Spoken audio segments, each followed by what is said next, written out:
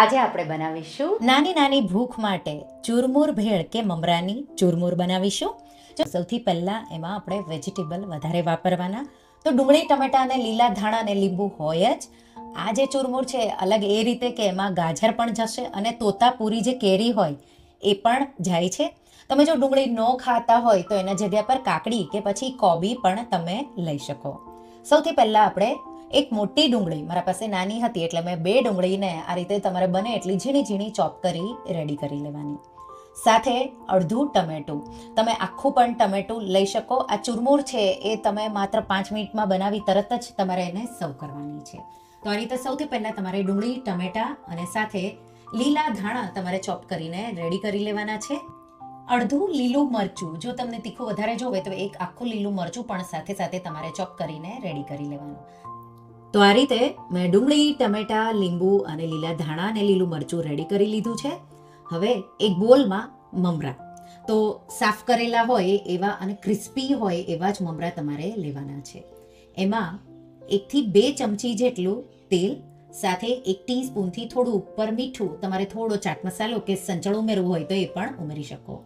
2 teaspoon લાલ મરચું powder અને 1/4 કપથી અડધો કપ જેટલા શેકેલા શિંગદાણા કે પછી તમે અહીંયા ખારી શીંગ ફોતરા કાઢીને તમારે ઉમેરી દેવાની.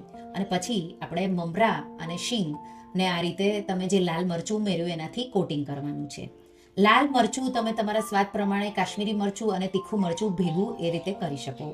આ રીતે તેલવાળા મમરા કોટ થઈ જાય એટલે લીલું મરચું ઉમેરી દઈશું અને પછી અડધું ગાજર તમારે આ રીતે ખમણીને ઉમેરી દેવાનું છે. તો અલગથી પણ તમે ખમણી શકો. મેં ડાયરેક્ટ આ રીતે મમરા પર જ ગાજર ખમણી દીધું છે. અને એ જ રીતે આપણે કાચી કેરી, એ 1/4 કપથી અડધો કપ જેટલી ખટાશ તમને જોવે એ રીતે.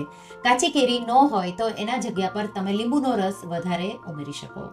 અને હવે આપણે એમાં ડુંગળી, કટ કરેલા ટમેટા, લીલા ધાણા અને સાથે આપણે લીંબુનો રસ નીચોવી દઈશું. જો કેરી ન હોય તો 1 લીંબુનો રસ, નહીં તો પછી અડધા લીંબુનો રસ નીચોવી અને પછી તમારે એકદમ સારી રીતે મિક્સ કરી દેવાનું છે. તો આ રીતે ભેળ જે રીતે મિક્સ કરે એ જ રીતે તમારે એકદમ સારી રીતે ઉપર નીચે કરી અને એક સરખો એવો ટેસ્ટ આવે એ રીતે તમારે મિક્સ કરી દેવાનું. તો આ રીતે એકદમ સારી રીતે મેં મિક્સ કરી દીધું. હવે આપણે એને સર્વ કરીશું.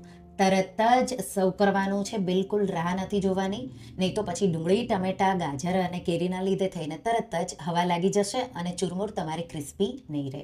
એટલે તમે પહેલાં બધું ચોપ કરી ખમણીને રાખવાનું અને મમરાને આ રીતે કોટિંગ કરી અને પછી તરત જ તમારે એને સર્વ કરવાનું. તો આ રીતે તમે જોઈ શકો છો આપણી ચૂરમુર ભેળ કે મમરાની ચૂરમુર બની રેડી થઈ ગઈ.